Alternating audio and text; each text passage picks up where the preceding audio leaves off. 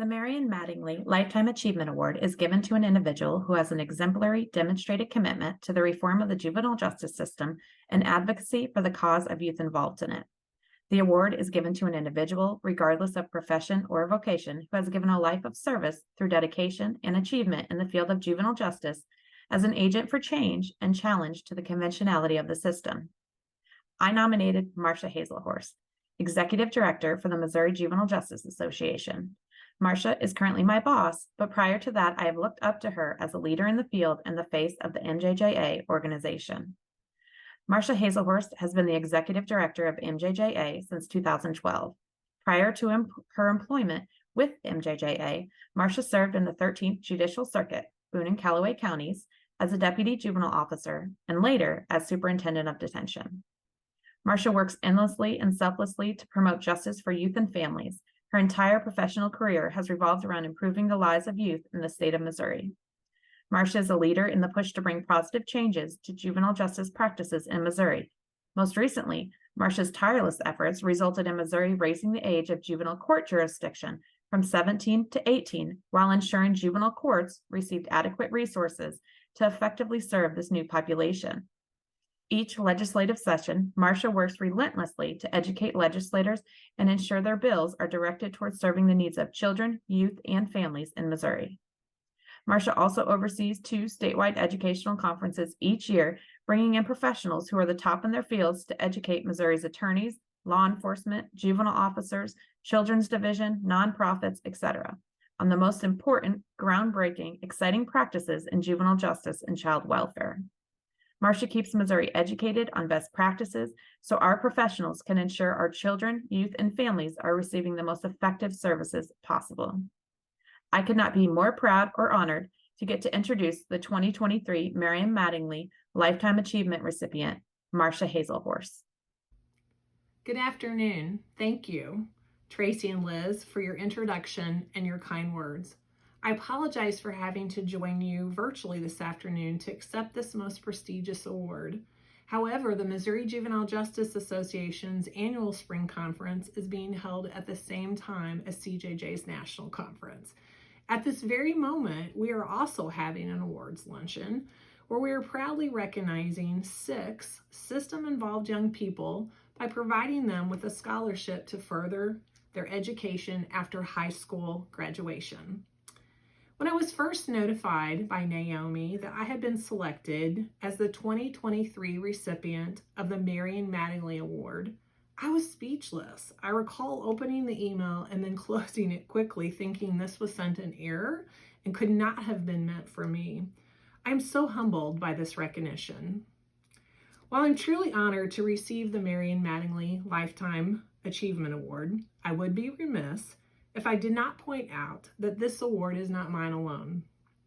It belongs to so many people who have helped supported me in the work.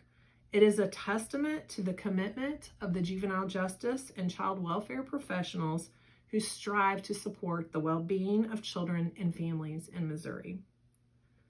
On a daily basis, I am blessed with the opportunity to work with an amazing group of people. Liz Ballard, Tammy Walden, Jennifer Phillips, Dr. Juanita Simmons, Rick Gaines, past and current members of MJJ's Board of Directors, along with many other advocates and partners along the way, including members of Missouri's Juvenile Justice Advisory Group, Juvenile Justice Specialist Michelle Parks, Program Manager Connie Bearhorst, State Compliance Monitor Chris Yeager. I would also like to acknowledge our work with the Annie Casey Foundation. A special thank you to Gail Mumford and Jim Payne, who always pushed me to do more, to do better. It goes without saying that there is no possible way that I could have achieved any level of success without the love, support, and understanding of my family.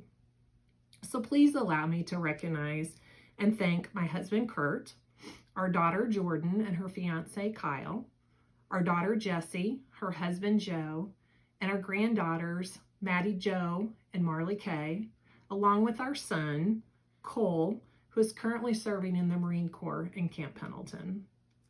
Receiving an award from a national organization is humbling, but this award in particular is a special honor because of its namesake, Marion Mattingly. Marion Mattingly was a tireless advocate for the needs of youth who are engaged in the juvenile justice system. Her advocacy can be traced back to the 1960s when she co-founded a bipartisan lobby whose efforts included the construction of a facility in Montgomery County, Maryland, to appropriately serve the needs of pre-adjudicated youth.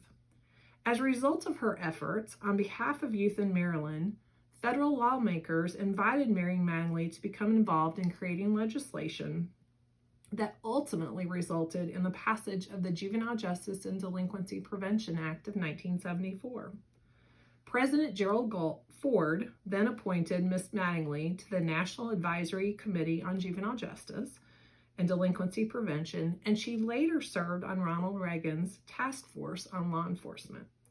Marion Mattingly approached youth justice reform with passion, with grit, and her vigilance influenced the trajectory of systems and policies, helping lay the foundation for programs that protect youth and promote their welfare.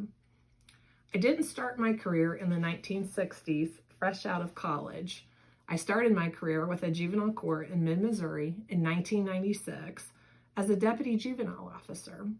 Within 2 weeks of starting my new career, I was handed a full caseload.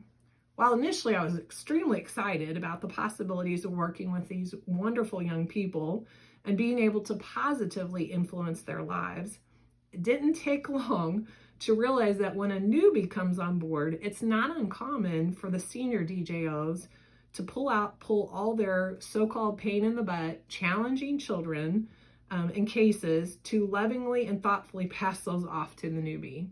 That is exactly what happened to me. I remember one young man in particular, Anthony. He was 14 years old and he had already been in detention multiple times. During a supervision meeting, Anthony and I talked about setting some goals. What he wanted to do in his life, the steps he needed to take to achieve those goals.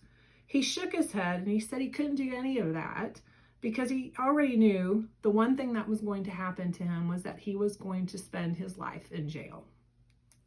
His dad, his mom, and some of his siblings had been in jail or were currently in jail.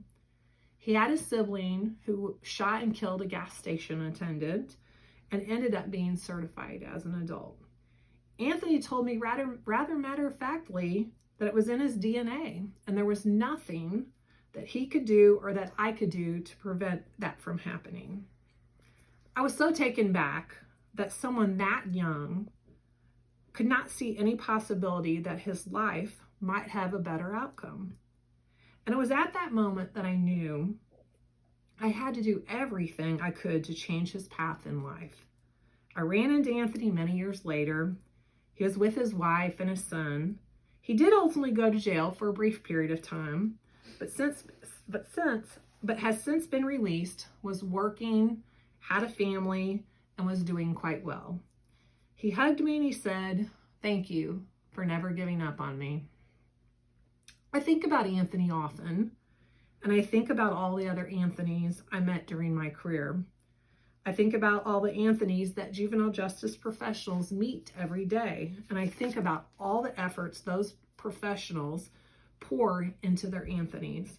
And that reminds me of a quote from Josh Shipp, a youth motivational speaker that became popular a few years ago, but that seems to apply rather well to our profession. Every kid is one caring adult away from becoming a success story.